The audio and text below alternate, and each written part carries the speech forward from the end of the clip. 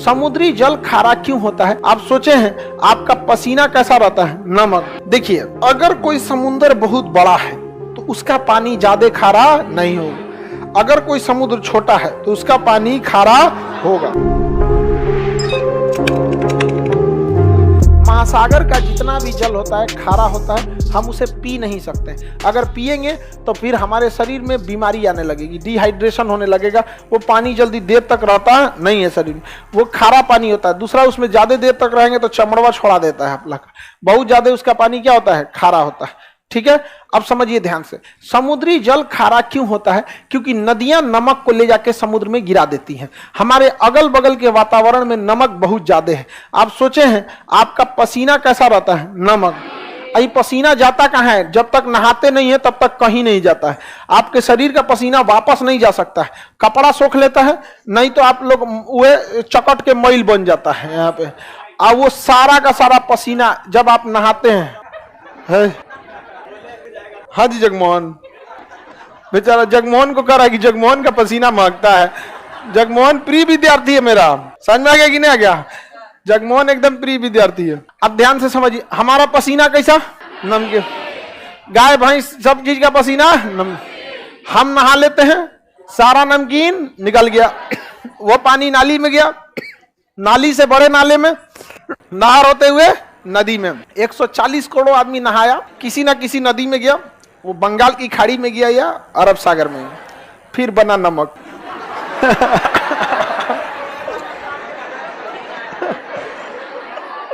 वो नमक कहाँ है?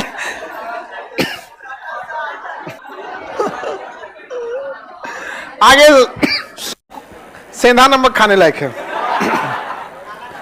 देखिए, ऐसा नहीं है केवल वही नमक होता है, समुद्र में बहुत टाइप के नमक होते हैं, उसमें साधारण नमक होता है, लेकिन समुद्र में नमक बनने का मुख्य कारण नदियां हैं, क्योंकि समुद्र में कोई रहता ही नहीं।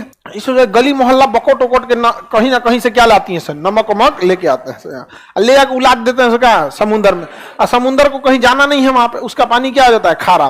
तो बताइए, समुद्र के जल के खारे होने का मुख्य कारण नदियां क्या है? नदियां हैं।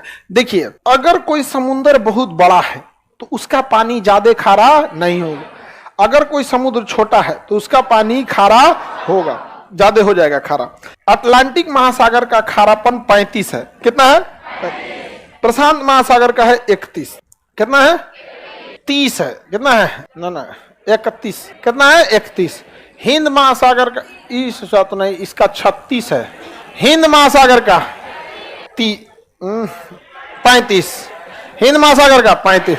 चलिए अब ध्यान समझिए, जितना बड़ा सागर रहेगा उसका खारापन उतना कम रहेगा।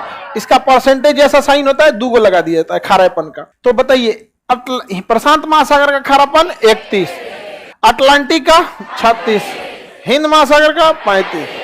हिंद महासागर का सबसे खारा महासागर प्रशांत महासागर, सॉरी अटलांटिक महासागर, सबसे ज्यादा खारा अटलांटिक।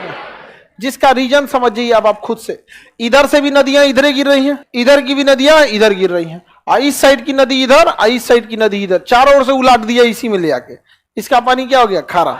हिंद महासागर का खारापन 35। देखिए, ये सारा नदी जितना इधर से आ रहा है ना, सब इसको क्या बना देगा? खारा बना देता है। प्रशांत महासागर इतना बड़ा है कि कितनों खारा कीजिएगा वो पंचुचुरे लगता है, क्योंकि सबसे बड़ा महासागर है।